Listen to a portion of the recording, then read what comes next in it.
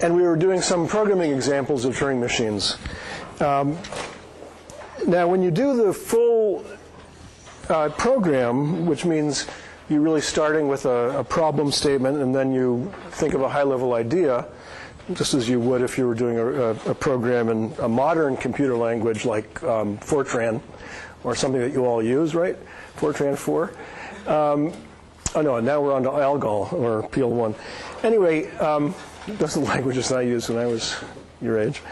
You know, so you get the general idea first, and then you try to translate it into the programming language, and then that gets translated into assembly language, and that gets translated into machine language, and so on.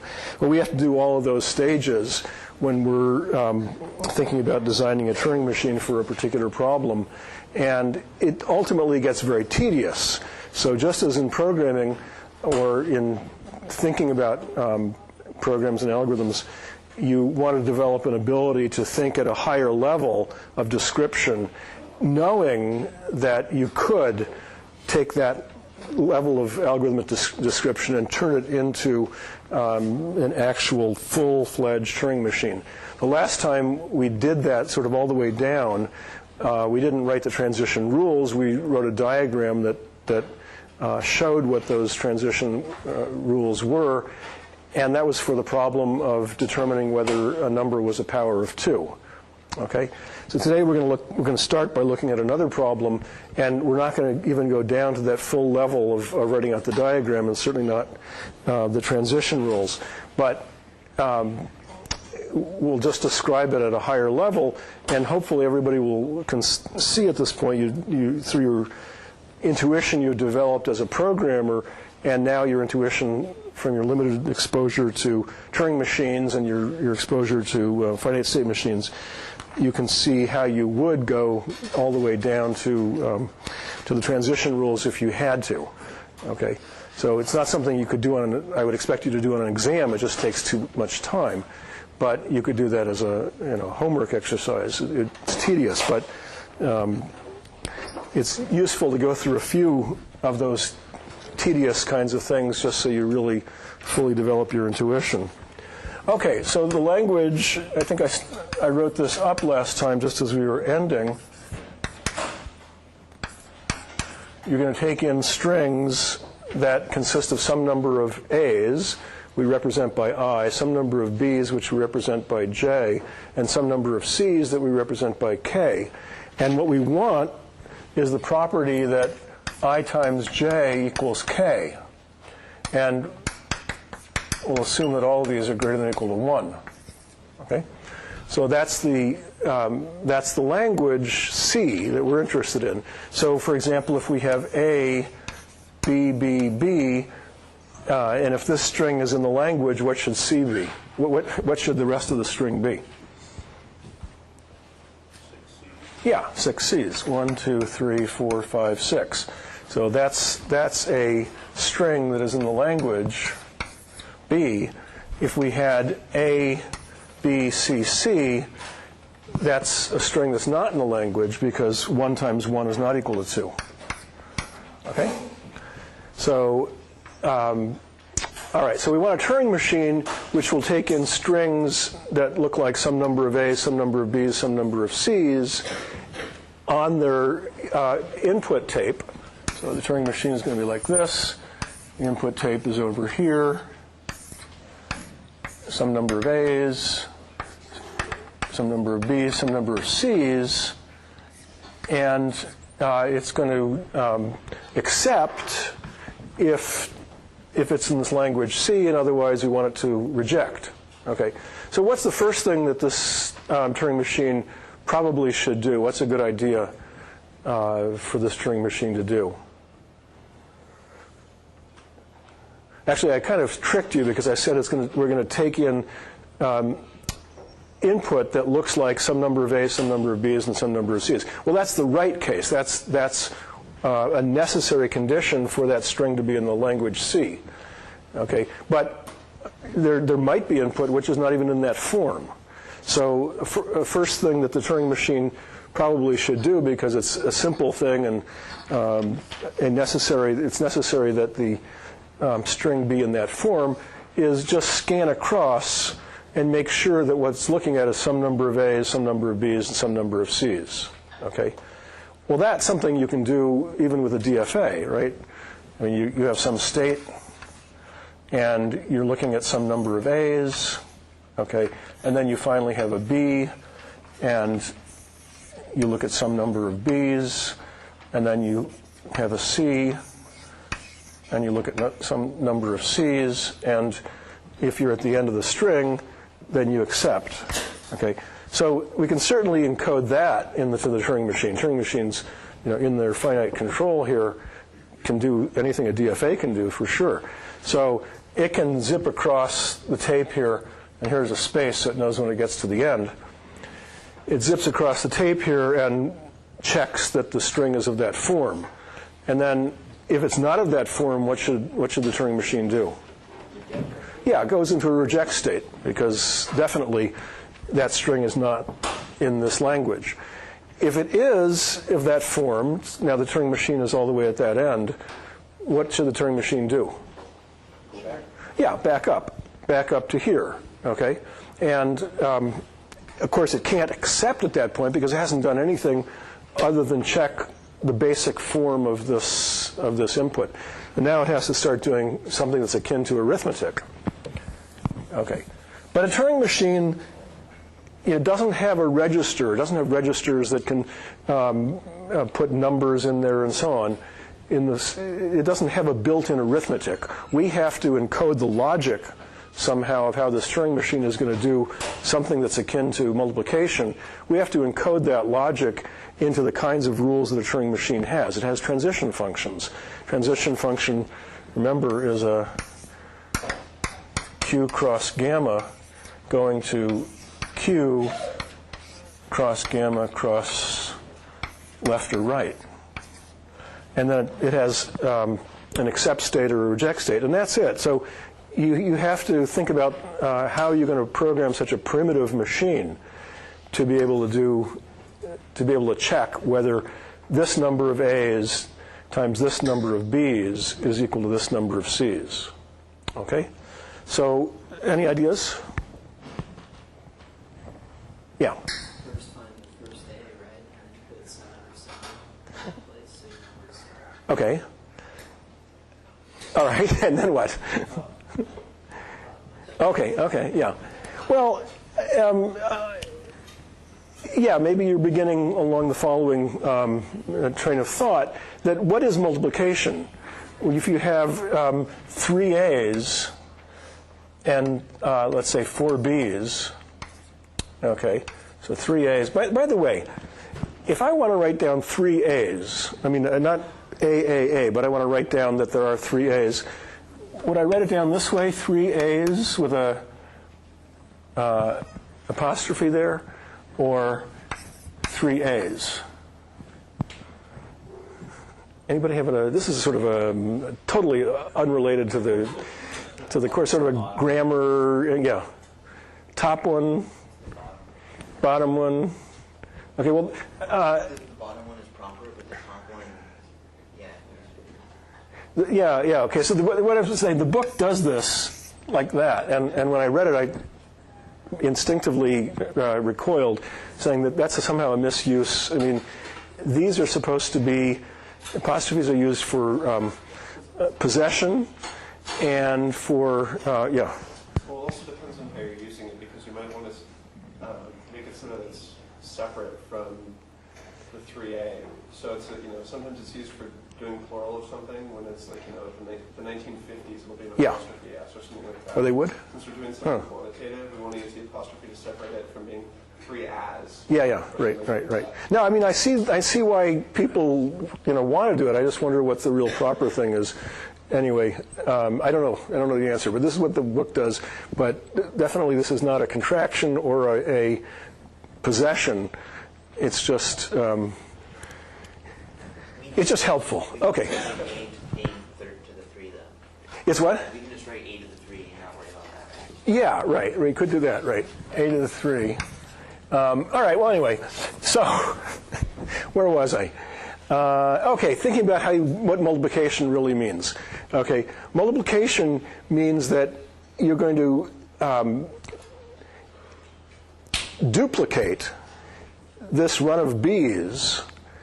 Duplicate is not the right word because you, well, I'll try it anyway. You're going to duplicate this run of B's. So you have 4 B's, okay? And you're going to replicate maybe is a better word. You're going to replicate that as many times as there are A's here, okay? So there are 3 A's, so I'm going to replicate this. I probably shouldn't put... There's 1 replication, and there's the 3rd replication, right? And now I have 12 B's there. Okay, so now what I really want are 12 C's. So what I can think about that the logic of this multiplication is that I'm going to replicate C's, start with 4 of them because there are 4 B's, and for each one of the A's that I see, I'm going to replicate those C's. So I'm going to replicate 3 times, and then I have to check whether the number of C's here is equal to the number of C's here, okay, to find out whether or not this string belongs in this language.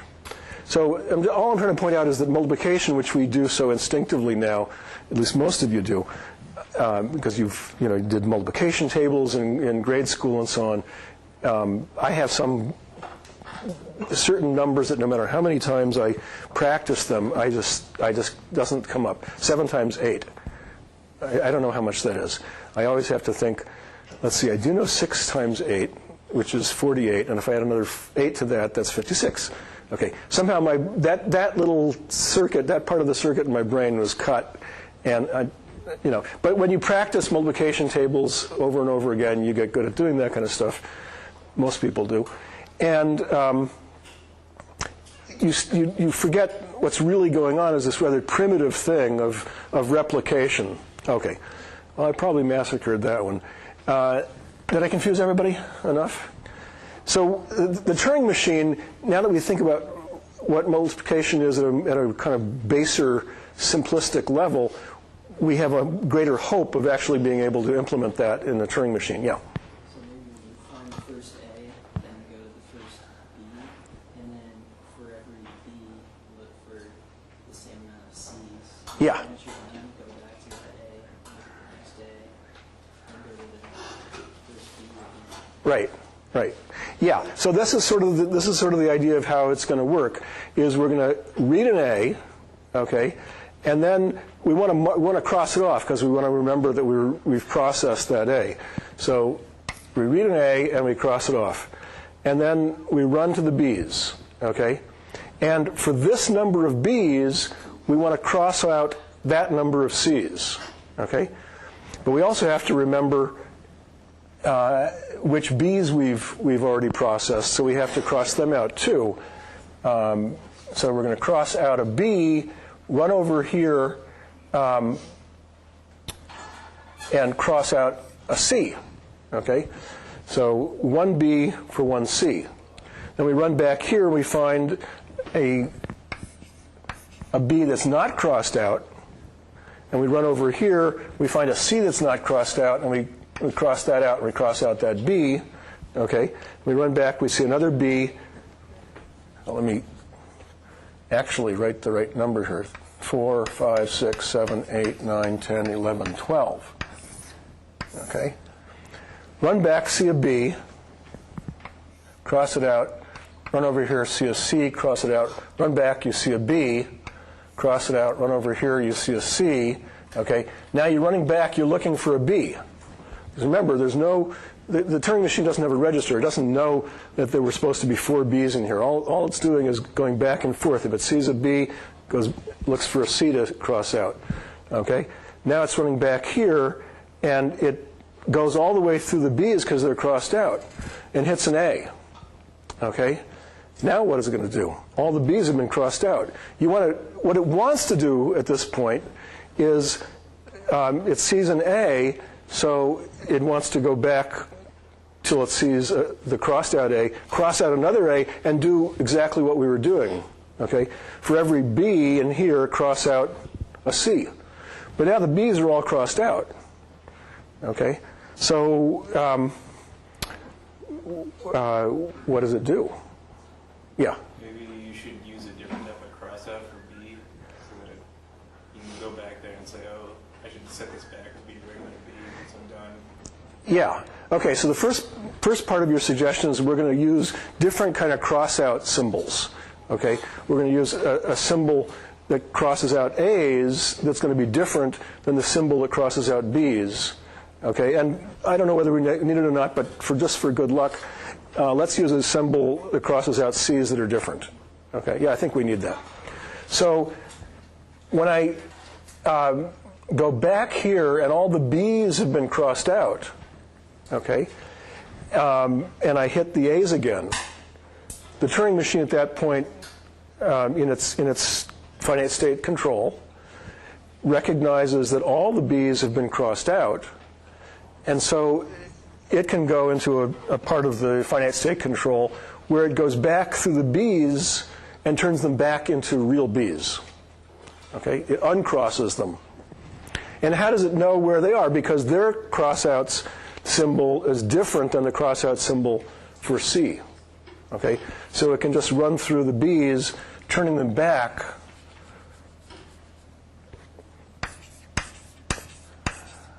making them the undead or something. Anyway, these are the, yeah. Anyway, they're back to life. The C's that were crossed out are still crossed out. Okay? The A's that are crossed out are still crossed out.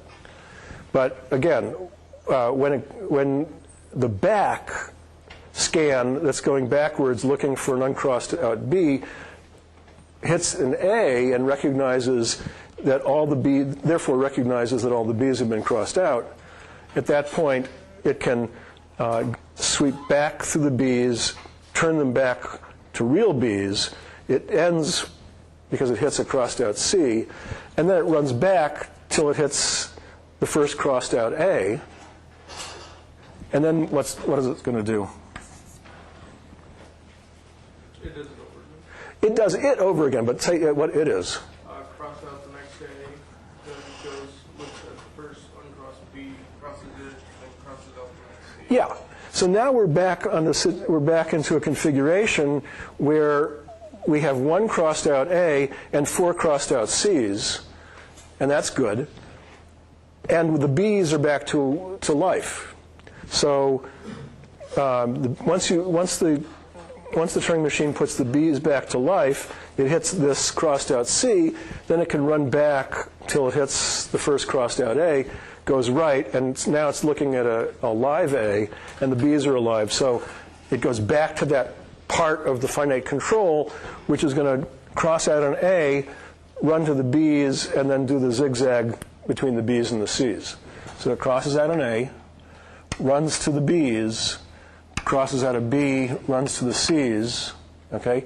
Runs back till it sees a crossed out B, crosses out another B, runs till it sees an uncrossed out C, runs back, runs back, runs back, runs back.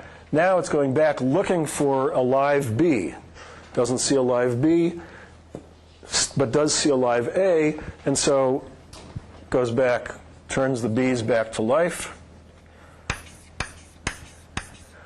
hits a crossed out C, so it knows it's at the end of the B's, comes back here, hits the crossed out A, looks right, there's a live A, so does that, then here, here, here, here, here, here, here, and here, okay, goes back, the B's are all crossed out, goes back looking for a live A, doesn't find one, okay, hits, that is it doesn't find a live A, it hits only a crossed out A, okay.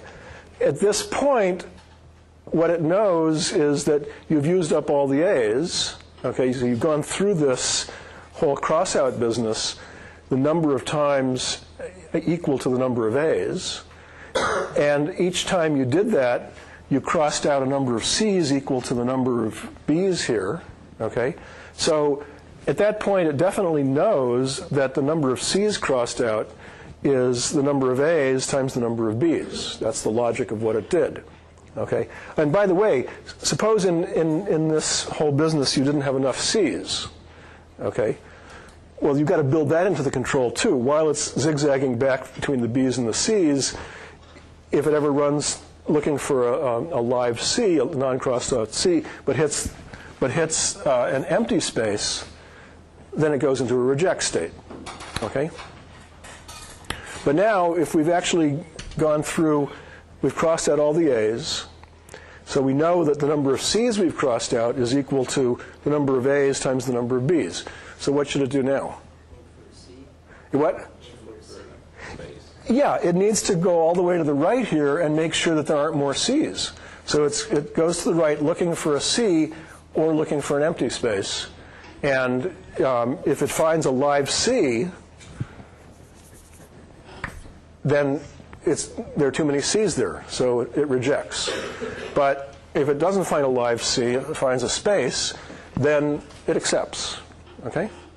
So I've described this at a high level, and I've shown you some little pieces of how the finite control would work. And all of you should be able to take that description of what I did, and it's basically what the book does too, and actually turn that into written out transition rules, transition functions, which describe exactly what I was doing. And when you do that, or if you write it out as a diagram, you want to group together certain transition rules and say, what these transition rules are doing are the zigzagging, between crossing out a B, looking for the next C to cross out, crossing it out, and go back. So you can describe your Turing machine not just as, here are a whole bunch of rules, now go try to read them and verify yourself, but here are the rules that do this logical operation related to the high-level description of what this Turing machine is doing. And here are the rules that implement the next kinds of logical operation. And here are the rules that move the Turing machine from this kind of logical operation to that kind of logical operation, and so on. And here's the rule that checks to see if there are any additional C's, and so on. Does everybody feel like you could actually do that? Does anybody feel like you want to do that? Good. Yeah, it's something you should do once or twice. Just like programming an assembly language, you should do a couple of times to get a feel for it, and then never do it again. Have a good intuition of what you can do. Okay. So I don't know whether whether the book specifically asks you to do that in any of the homeworks, but I'll put that on the next homework, which should be available tonight or early tomorrow. Right. So there's a question of timing because we have a midterm next week. This is Thursday, next Thursday. So I won't have the homework due on Thursday. It'll probably be due the Tuesday after that. But you definitely don't want to just stop working now just because we're going to have a midterm in a week.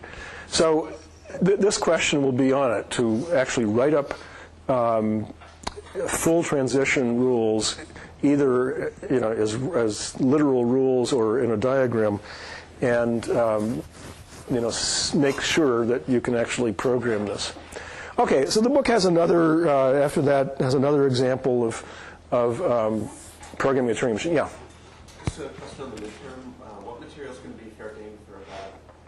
Is it going to be like whatever we go over on Tuesday will also be able to be on the midterm, or what we go over this week? Okay, the question is, what's the midterm going to cover? And certainly everything about finite state machines and PDAs. The question is how much of Turing machines. I would say I would have at least one question on programming a Turing machine, some language, and say, try to describe either as a diagram or in transition rules or a high-level algorithm, but in a way that it's low enough, it's detailed enough that it's clear that could be translated into a real Turing machine. So one question, at least, on programming a Turing machine. And so that really takes us to today's lecture, essentially. But to right now, what we've been doing is looking at the rules of a Turing machine, the mechanics of a Turing machine, and we've done a couple of actual examples of programming a Turing machine. And later what we're going to do today is a theorem and a proof, and so that I would say is sort of the dividing line between the what would be on the midterm and what wouldn't. Okay, that doesn't mean you shouldn't pay attention to the rest of the lecture. In fact, I think today's lecture is the hardest. What's coming is one of the hardest parts of the whole course. So you do want to pay attention to that. And okay, did that answer your question? I'll write that up. And some people have asked for a sample midterm. There's no way I can write one in time. I usually struggle to get the real one done in time. I can find old ones, and they may correspond to exactly where we are in the course, or they may not. And I'll try to find one of those and put those up. Yeah. Are you going to do like a review on like Tuesday? A review? Well, it really is up to Sean whether you want to talk about current homeworks or other questions that you have, or whether you want to do a review. I don't know. I don't. The question is, I'm not going to do a review. Yeah. But whether you're going to use your discussion time to do that is really, I think, up to how pressing people feel about the next homework. Okay, so all right. So anyway, the book has another example that it goes into some detail before it moves on to the next topic, which is variance of Turing machines. Anyway, variants of Turing machines. Lots of different variants of Turing machines. For example, first one that the book actually doesn't discuss very many. It does have some in the homeworks. There are other books that I have that have 8 or 9 different variations and things that you could imagine. A Turing machine with a stack, or a Turing machine with multiple heads, or a Turing machine with infinite tape. That's the tapes that we've been looking at are finite at one end. There's a starting point, and then they go infinitely in one direction. But what if you could go infinitely in 2 directions? You can write that way. I mean, there's a starting point where the input is, but you're permitted to write things to the left. Does that help? And in all of those things, when I say does it help, the way we formalize that is whether or not the set of languages that are recognized by this kind of Turing machine is the same, or is it different than the set of languages that are recognized by a Turing machine that has some additional gizmo. Okay? Or is the set of languages that are decided by this class of Turing machines, is that equal or different than the set of languages that are decided by a Turing machine that has some additional contraption? Okay? And two types of Turing machines are called equivalent, or 2 Turing machines are equivalent if they recognize the same language, or if one is a decider, then they both decide the same language. Okay? And so we're going to look at first a variant which has multiple tapes.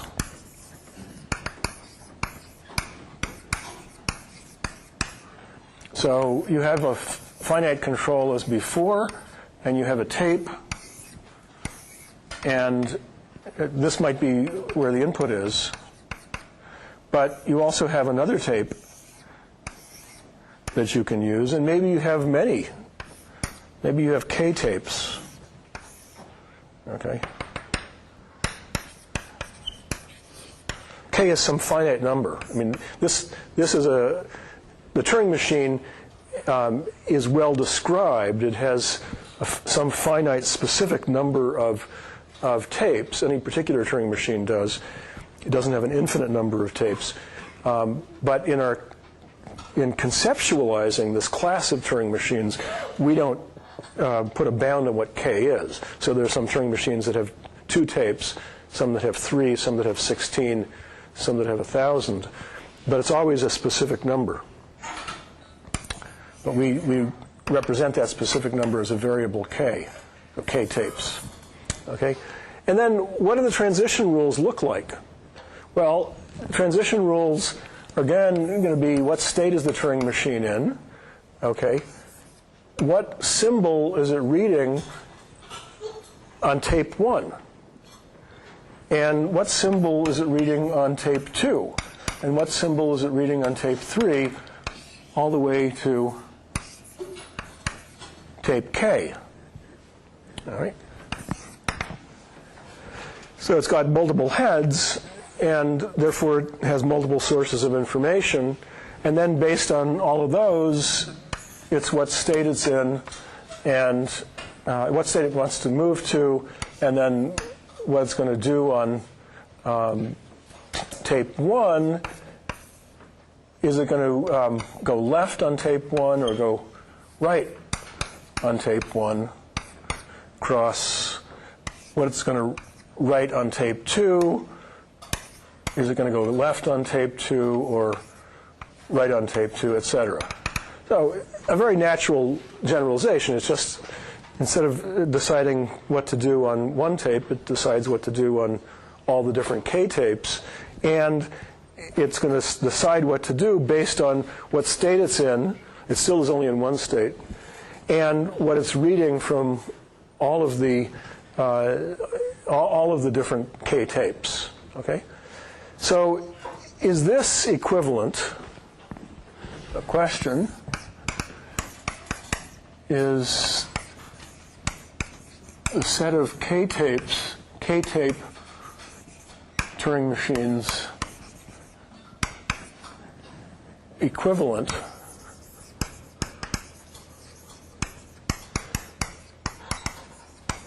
to the set of single tape Turing machines. That is, if you have, i.e.,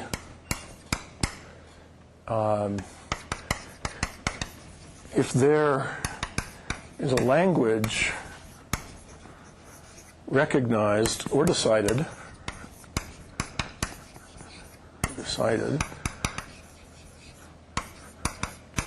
by a K-tape Turing machine, is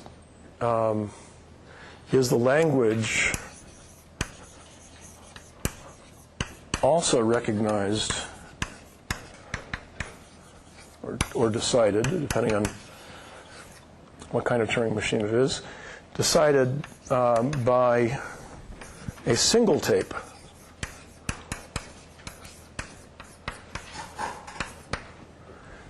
Okay, that's what equivalence means. Although actually, from a purely formal standpoint, this is only half of what equivalence should mean. What's the other half? Yeah. Yeah, right. The other half is so trivial we don't even put it up. But formally, it is the other side of this question. Is there a language, if there is a language that's recognized by a single tape Turing machine, is the language also recognized by a multi-tape Turing machine? Well, yes, because a single tape is also a multi-tape. I mean, it's where the k is equal to 1. So that's fine. The class, anything that can be recognized by a one tape, any language that can be recognized by a one-tape Turing machine can certainly be recognized by a two-tape Turing machine. Okay, what does that two-tape Turing machine do? It just ignores the second tape. It runs exactly like the one-tape Turing machine does, and just ignores the second tape. I mean, if you had a two-tape Turing machine and you were literally writing out the transition function for it, you would always have to include in the transition function that no matter what is on the second tape, well, in fact, the second tape will be empty because you never do anything with it. You just do nothing with it. Okay, but at any rate, certainly anything that a single tape Turing machine can do a 2-tape Turing machine or a 3-tape Turing machine or whatever can do. Okay, but this direction. So this direction is the interesting one. So what do people think? Are 2 heads actually better than 1? Well, not in this context. No, 2 heads are not better than 1. 2 tapes are not better than 1. You can simulate. So question, is the set of tape equivalent? And the answer to the question is yes. Okay? And the proof of that is that we can simulate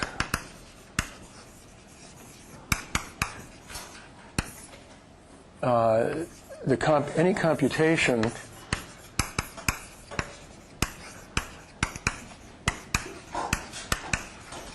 of a K-tape Turing machine with a 1-tape Turing machine.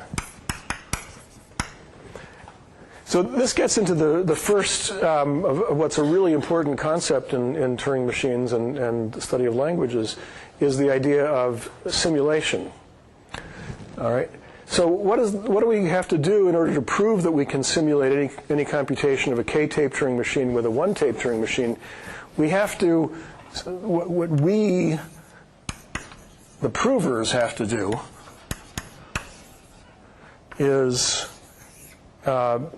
describe in some generality that if you ever had a multi-tape Turing machine, and you have its transition functions and its multi-tape, let's just say, for the sake of the picture, it's 2-tape Turing machine. So given a description, given a complete specification of a 2-tape Turing machine, we want to come out with a specification of a 1-tape Turing machine where we can prove, or at least usually it's pretty obvious, that any computation that's done on this 2-tape Turing machine will have an equivalent computation on the 1-tape Turing machine. And so this computation will end up in an accept state if and only if this computation ends up in an accept state. We want to be able to go both directions, if and only if. Okay, so what's the idea of this simulation? The idea is that the 1-tape is infinite. So we've got plenty of room. We're never going to run out of space. We can always grab more space if we need it. All right? So the 1-tape, the single tape, is going to basically encode. Let's just, for the sake of clarity, first just talk about a 2-tape Turing machine. So I want the single tape to be able to always write down on its 1 tape what the contents of the 2 tapes are in any kind of computation that the 2-tape Turing machine is doing. Okay, so here's the 2-tape Turing machine. Here's tape 1, and here's tape 2. Okay, and tape 1, let's say that's on 1 tape is where the input comes, and the other tape starts empty. But as the computation goes on, tape 1 can have something other than the input because the Turing machine can write onto it, and this tape can have things on it too because the Turing machine can write onto it. So at any given point, there is something that's written on this tape. I don't know what it is, A, B, B, A, C, whatever. But it's a finite amount. It's not, even though the tape is unbounded, it's infinite. What's written on the tape at any given moment is some actual finite number of symbols. So it ultimately hits a blank. And the same thing over here, B, C, A, B, C, whatever. Finally some blank. All right.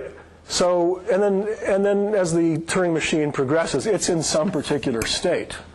It still only has a single state that it's in. Okay, multiple tapes, but it's the same kind of finite control as before. So what do we want the simulating one-tape machine to do is to have on its tape the contents of tape 1, AA, BB, A, C, down to there, then some kind of mark which says, that now I'm going to be writing the contents of tape 2, B, C, A, B, C, down to there. So I have to tell you how we're going to update this because it looks a little compressed. What happens when you do in tape 1, what happens when you write something into its space? This is only going to be a single space here, all right? This isn't infinite. The first part can't go forever because then there's no room for the second tape.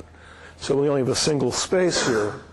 And what happens if in this computation we write something into that space? Down here we want to write that in that space and put another space there.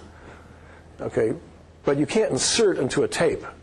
A tape is a purely sequential thing. Well, what can you do?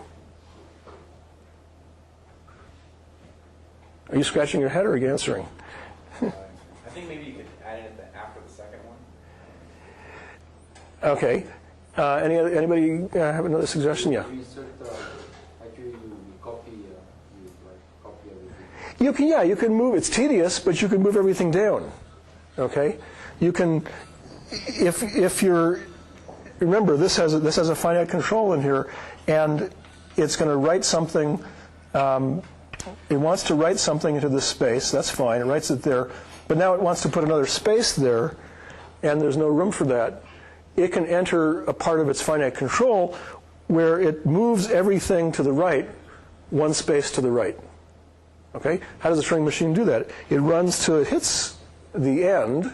Okay? Now this one is only 2 tapes, so it runs to that blank. Okay? And then it backs up by 1. Let's see. Moves that over. Yeah. Well. Okay. Yeah. It finds the blank, moves over by 1, writes that there. Okay, and puts a blank there. Then goes to the left until it sees a character, writes that there, puts a blank there, and so on. Okay. So it's tedious, but you could certainly write the finite state rules. It's tedious for the machine. For you, it's not that difficult to write the rules that would move everything on a tape one space to the right. So think of that as a subroutine or procedure or whatever. A small computation, small part of the Turing machine program that just looks at the small task of moving everything one place to the right that's written on a tape. And you should see that that's a very simple thing that a Turing machine can do. So if it ever needs more space on some portion of this tape, it can move everything to the right by 1 space. Fine. What else does this Turing machine need to know in order to represent a computation that's happening in this Turing machine?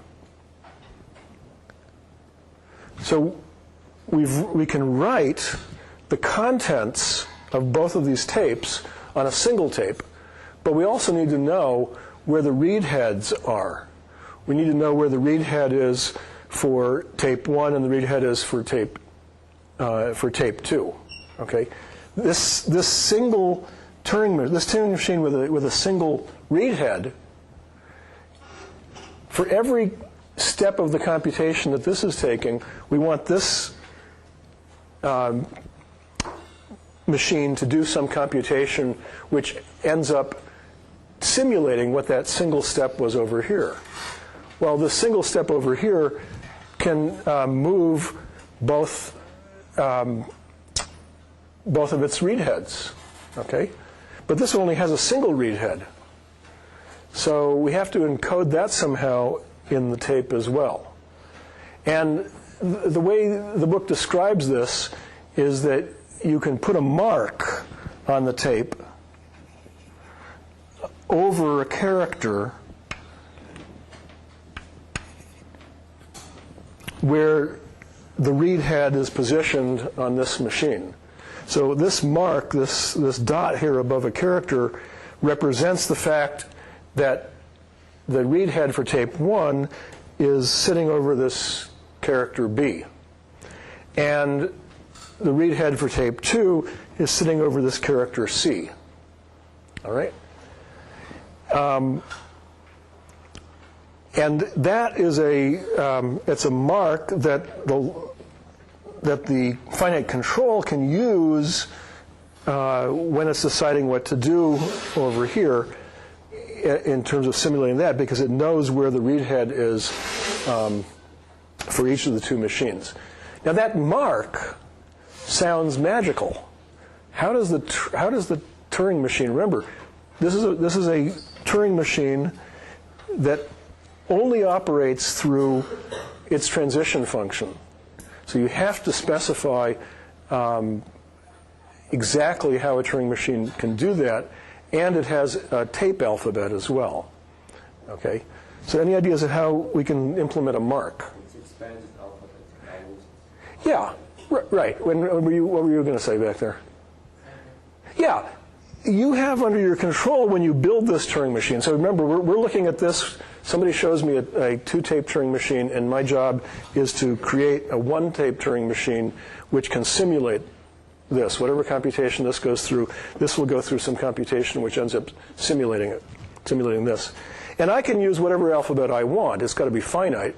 The input alphabet is going to be the same, but my tape alphabet can be different. Okay? And in particular, I can have an alphabet that's twice as big, a tape alphabet that's twice as big as this tape alphabet. The tape alphabet's used here.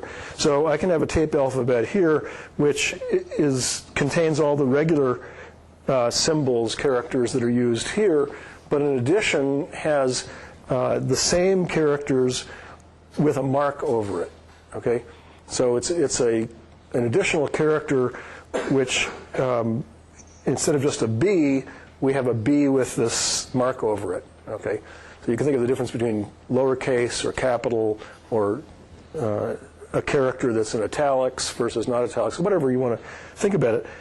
We'll just have a richer tape alphabet that can put a mark. But logically thinking about it, or at least the way the book describes it, it's putting a mark over a character to represent where the read head is on this computation. So the point is that this single tape, can represent exactly what is the status of any computation that's happening here. We know what the two tapes look like, we know where the read heads are, and then we build into here a finite control which corresponds to the transition rules that are here, and does the appropriate thing on these on this single tape, moving things down if necessary in order to get enough space. Okay, so if I was going to take this idea all the way down to a real program, I would show you an example of a 2-tape or a 10-tape Turing machine, and then show you the actual transition rules. But we're past that point where we're doing all the gross details, mostly because they're so gross and so tedious. It would take many lectures, and you probably wouldn't all absorb them anyway at that detail. You'd have to go back and think about it yourself. But here's the general strategy. And if we put the word proof over that description of that strategy and then put a QED at the bottom of it, then we've pretty much done the way the book did it, and say that should convince you that whenever you see a multi-tape Turing machine, you could create a single-tape Turing machine which recognizes the same language, because this single-tape Turing machine is simulating. On any computation this does, this will just simulate it. And if this enters an accept state, so will this. If this enters a reject state, so will this. If it doesn't enter either, then neither will this. Okay. So we have the first theorem about Turing machines, which is that multi-tape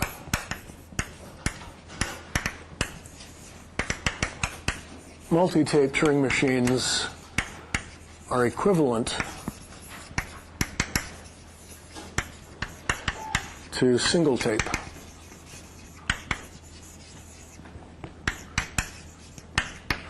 Okay. As I mentioned earlier, there are many different variations of Turing machines. Tapes that go in both directions, push-down stacks, and so on. And for each one of those, people have come up with proofs to show that those are equivalent to just the standard Turing machine that we defined here. A single tape, unidirectional tape Turing machine that is any language that one of those more exotic Turing machines can recognize. Then, so a single tape Turing machine of our basic type can recognize also.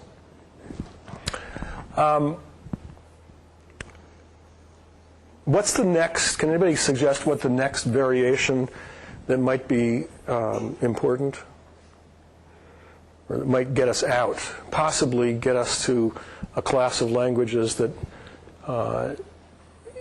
strictly contains the languages that are recognized by single tape Turing machines?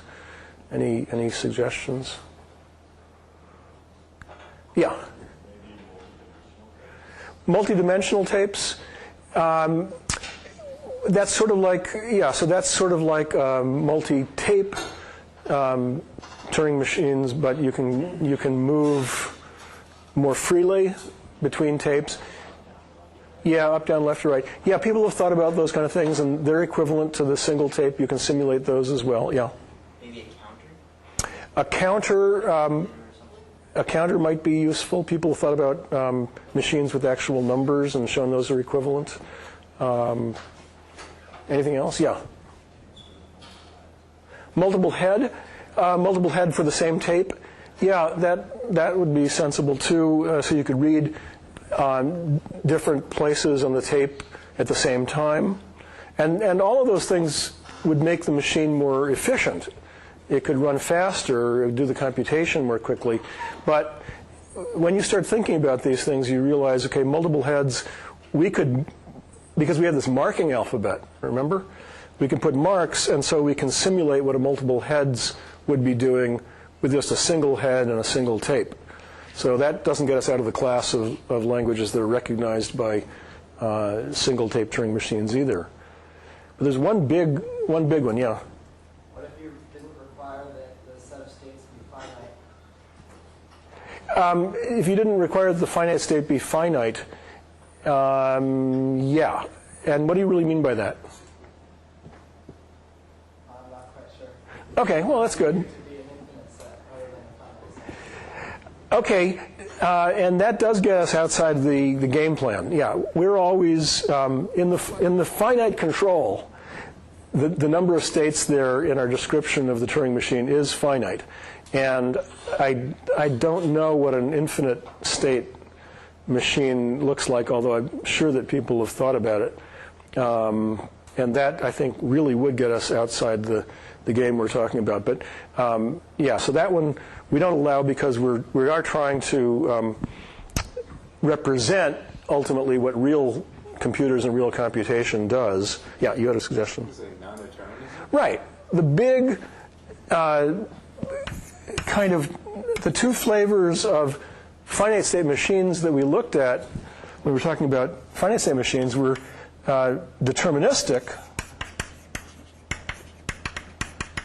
and non-deterministic.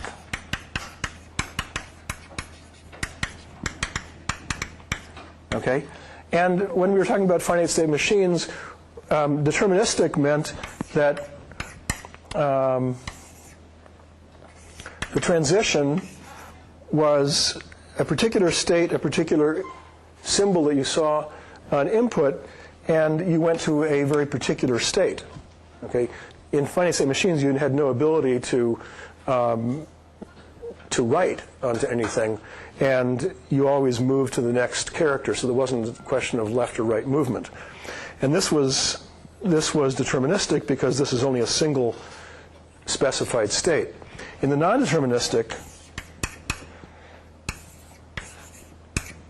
you went to a subset of states. This represented the power set, the set of all subsets. And so for any particular state that you were in and any particular symbol that you were reading, you went to some subset of states that were permitted. And then when we thought about the actual computation of non-deterministic finite state machine, we said whenever there were choices, we basically replicated that machine in as many ways as there were choices, and each one of those different replicated machines took a different choice. So in a sense, we were doing all those computations in parallel, and then the finite state machine ended up accepting its input if any one of those replicated paths of computation ended up accepting, and it rejected if they all ended up rejecting. Well, and then we proved that, yes, okay, we have all this descriptive power in non-deterministic finite state machines, but it really was no more powerful than deterministic finite state machines, because any non-deterministic finite state machine could be converted to a deterministic finite state machine. So the class of regular languages that were accepted, or the class of languages that were accepted by deterministic finite state machines and non-deterministic finite state machines, those were the same. Okay? So it seems sensible that we would want to explore the same question in the case of Turing machines. We would want to define what a non-deterministic Turing machine is, and then ask, does a non-deterministic Turing machine have more power than a deterministic Turing machine? That is the class of languages recognizable or decided by non-deterministic Turing machines, does that strictly contain the set of languages that are recognized or decided by deterministic Turing machines? Okay, a lot of words. So let me specify what a non-deterministic Turing machine is, and then we'll get into the question of equivalence. So in a non-deterministic Turing machine,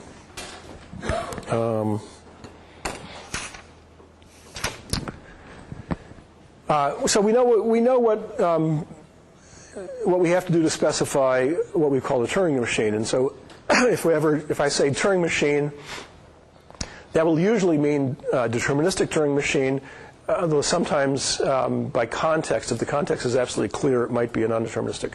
But for right now, I'll try to make that distinction always explicit. So we know what we need in a to specify a deterministic Turing machine. It's the 5 or 6 things that I put up before. We need the input alphabet. We need the tape alphabet. We need the start state. We need to know what the accept state is. We need to know what the reject state is. And then the most important thing of all is we need to know what the transition function is. Okay, so this goes to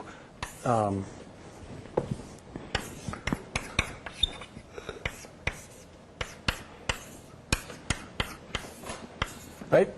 So this is the basic information you need if you're going to specify, and this is many of them, of course. Well, this represents all of the different transition.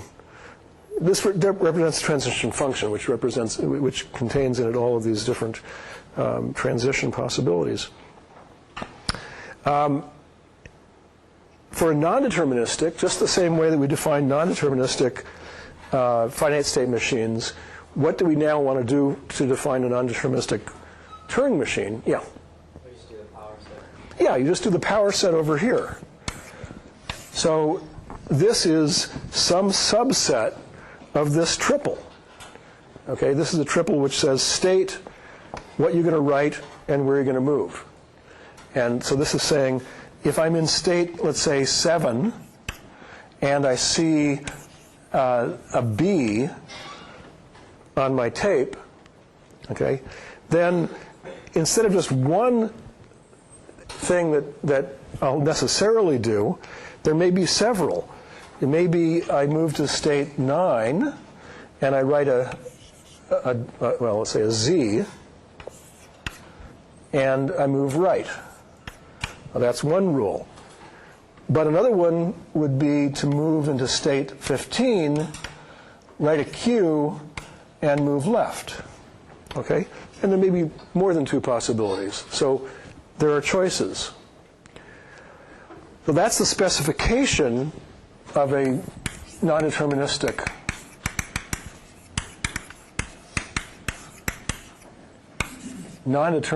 Turing machine. What does a computation of a non-deterministic Turing machine actually do? Well, it does pretty much what you would expect it to do based on all of what we did when we were thinking about non-deterministic finite state machines.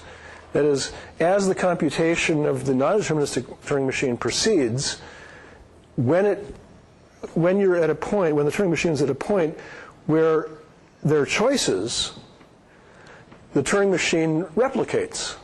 If you have 2 choices, then you have 2 Turing machines. One of those Turing machines takes that action, goes into state Q9, writes a Z and moves right on its tape. And the other Turing machine, the other copy or replicate of that Turing machine, goes into state Q15, writes a Q and moves left. Okay? And if there are more than 2 choices, then we'd replicate into more than 2 different Turing machines. Now, each one of these replicates can spawn off additional replicates and so on. You can get a large tree of possible of Turing machines, replicated Turing machines, and different computations that are happening along that different paths in that tree. So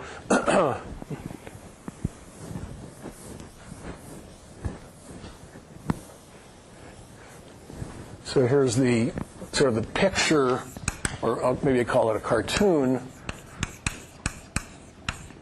of a computation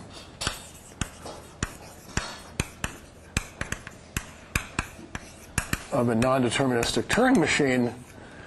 It's got one machine, it's starting, and then it hits a place where it can make 2 different choices, so now it replicates into 2 machines, and then this machine, in this computation, hits a place where there are 3 choices, let's say, and so it replicates 3 times, and they each make a different choice. Maybe this one goes on for a ways without, its computation goes on for a ways without hitting a choice. It's deterministic, and then it finally hits one where there are 7 different choices. Why did I say 7? I don't know. It's a lot of boxes. Okay, 7 boxes.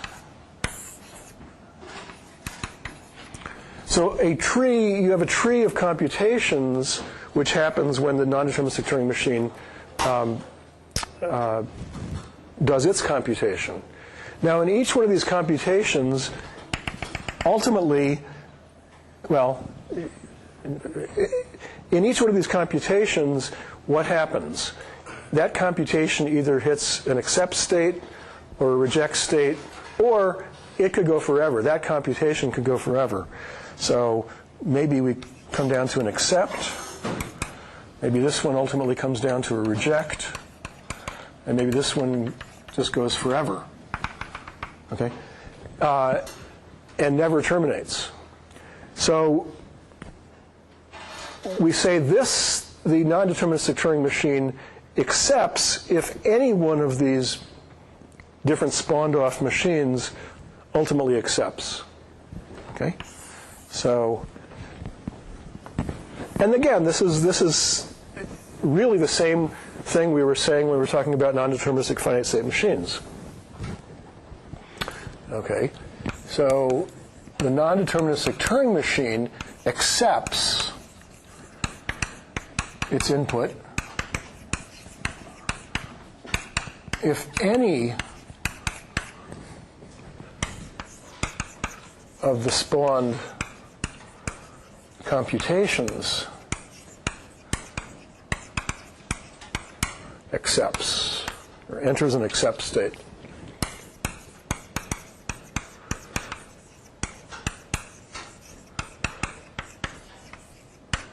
Okay?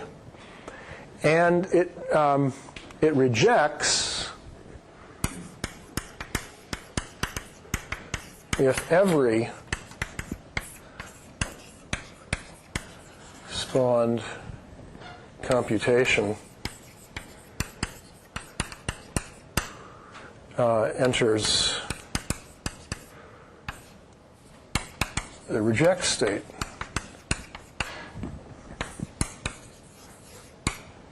Okay?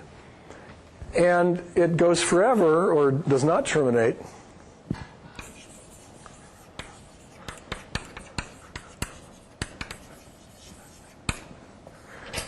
if any of the spawned machines or spawned computations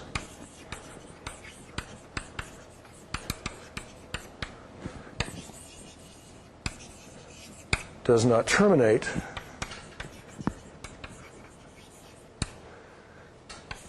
okay, let me stop there for a minute. Does this make sense? If I wrote this up this way? No. Who said no? Yeah. And why? Because you could have a single non-deterministic Turing machine, both accept and go forever.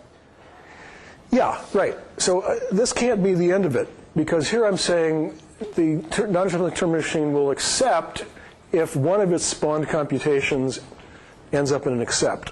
Well, some of the other spawned computations might go forever. Okay?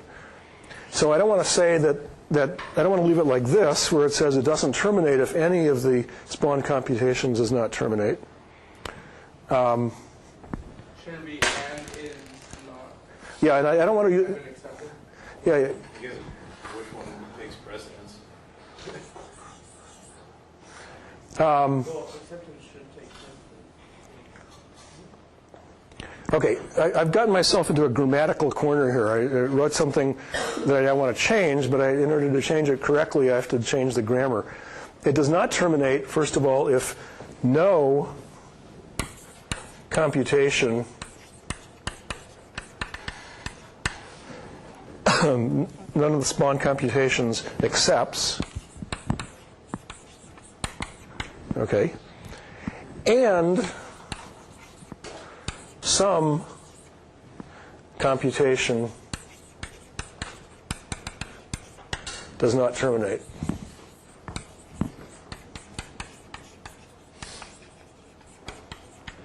Okay.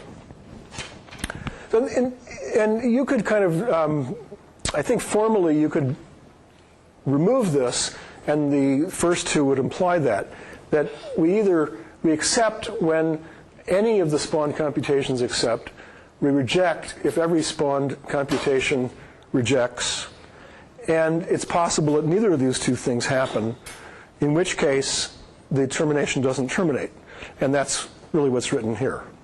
Okay? But these two things imply that one. All right, so now we know what a non-deterministic Turing machine is, how you specify one, and this talks about what the computation looks like, and this talks about whether the machine accepts, rejects, or doesn't terminate. So now we can think of the class of languages that are recognized by, a language is recognized by a non-deterministic Turing machine. Let's give it a name, N, if for every string in the language, let me give the language a name, let's say A, for every string in A, N accepts the string. Okay? That's what it means to recognize. Now, we talked about a different concept previously. A language A is decided by a non-deterministic Turing machine, call it N, if N recognizes A and something else. What's that something else?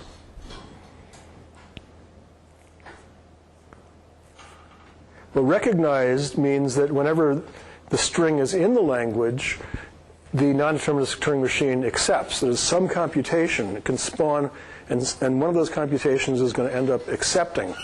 Okay? A language A is decided by a non-deterministic Turing machine if it recognizes A, which means whenever there's a string which is in the language, this non-deterministic Turing machine will accept. But here I didn't say what happens when there's a string that's not in the language. Okay? So what can happen typically when the string is not in the language? Yeah? Just sit somewhere in a state and go on forever. Well, it could either reject or it could not terminate. The computation might not terminate. Okay? So the distinction between a recognizer and a decider is that the computation always terminates. So the and I want here is that if a string, an input string, is not in A, then the Turing machine, the non-deterministic Turing machine, will reject the input. So this recognizer has the possibility that it doesn't terminate. It always terminates when given a string that actually is in A. It terminates by accepting. But here we have the possibility that, but it has the possibility of not terminating. Here we get rid of that possibility. Yeah. When it says N wants to reject the input, is it rejecting the string or the language? No, any non-deterministic Turing machine, when it's given a particular string, just accepts, rejects that string, or computation doesn't terminate. So a Turing machine treats a particular string, or when it's given a string, it computes on that string. When we talk about accepting a language, well, the first time we used that, the book slapped us on the hand and said, don't do that. Always talk about recognizing a language. So a Turing machine, or a finite state machine, or now a Turing machine, recognizes a language, means it accepts the set of strings which are in that language. Did that answer your question? Kind of, I think. Okay, so we have the word accept. That's talking about a specific machine with a specific input. Well, We have the word recognized. I'm talking about that last phrase in which you wrote or. Yeah. The string is not an A, then N will reject the input. What do you mean Yeah. by the input? Is it the string or is it the language? Okay, yeah, the string.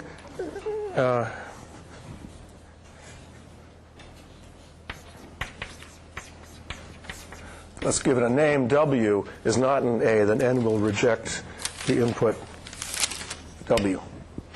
Yeah, so when I had string here and input, I meant for them to be the same thing. Thanks for clarifying that. Yeah, input and input.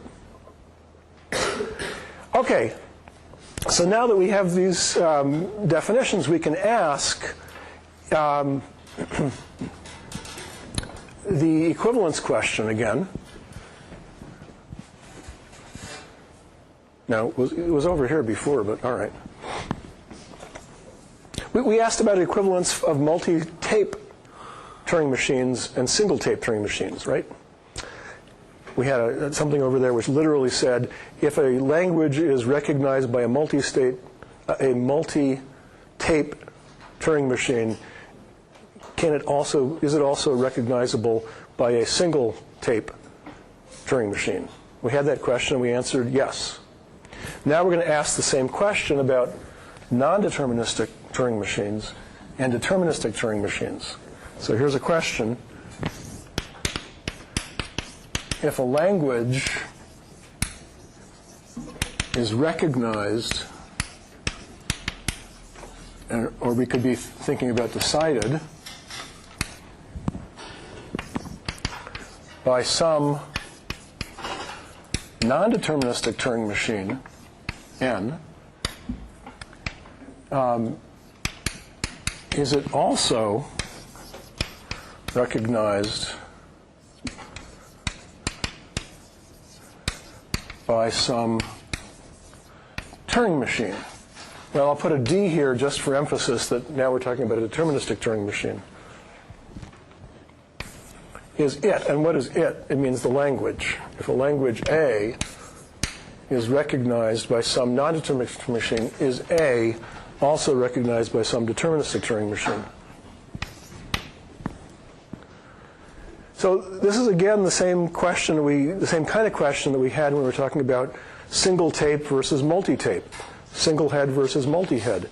We have something that looks like more power because of non-determinism. We have this ability to operate in parallel. When we were talking about finite state machines, we saw that that non-deterministic finite state machines were in fact no more powerful than deterministic finite state machines. When we were talking about pushdown automaton, we didn't talk about non-deterministic pushdown automaton. It turns out they are actually more powerful than deterministic ones. We didn't do that. So non-determinism and determinism are not always the same. Well, what do you think about for Turing machines? Does non-determinism give you more power in this sense, in the sense of this question? What do you think is the answer to this question? No. Okay, that's one possible answer. No. Any other possible answers?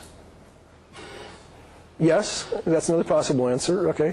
And do you have an intuition for why you say no? Well, just my intuition. Okay, it's just a hunch. Okay, yeah.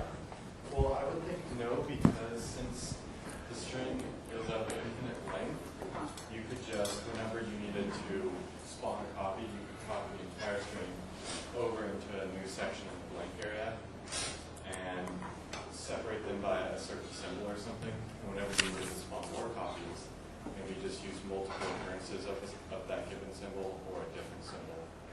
Okay, it sounds like what you said the answer was no, but it sounds like you were giving an explanation for why the answer is yes. Which specific answer do you want to this specific question? Oh, yeah, I meant yes. Okay, yeah, I meant like there would be the same, like the non-deterministic would not be more powerful. Okay. Another suggestion? Based on that idea, I would think that if you're talking about decided, then the answer could be yes, but not if you're talking about recognized, because if you entered like an infinite loop in a particular string, then you would never be able to like do that computation and move to the next computation down the input tape. Yeah, okay, so we've had three good suggestions, yes, no, and maybe. Okay, and the maybe one is recognizing a real technical subtlety. So the yes answer was kind of an outline of how we could simulate a non-deterministic Turing machine with a deterministic Turing machine.